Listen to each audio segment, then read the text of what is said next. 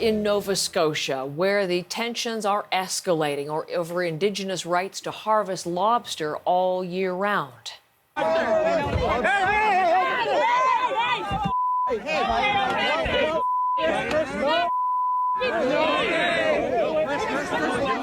Tensions spilling over there in New Edinburgh, in the province's southwest region yesterday, when commercial fishermen clashed with the local Mi'kmaq First Nations chief outside a lobster pound that his band uses to store their catch. It's one of the latest scenes that's been playing out in a dispute over fishing rights that stretches back years. Brett Ruskin is in New Edinburgh this morning.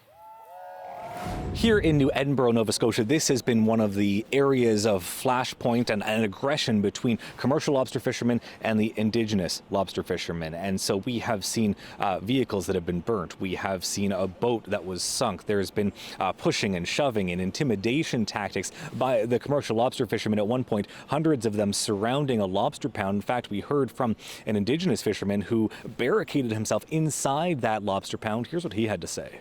They said they won't let me leave unless they have my lobsters. Nothing the cops can do about it. The cops told me there's only 6 of us and 120 of them. We can't help.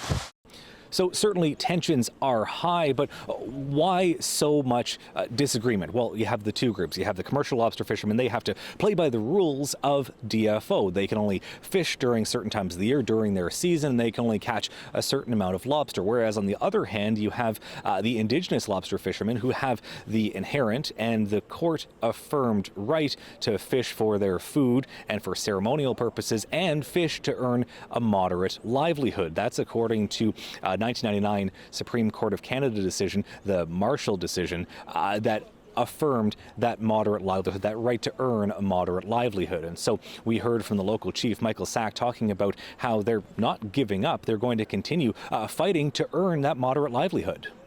Somebody's going to be held accountable, and we'll be taking further action.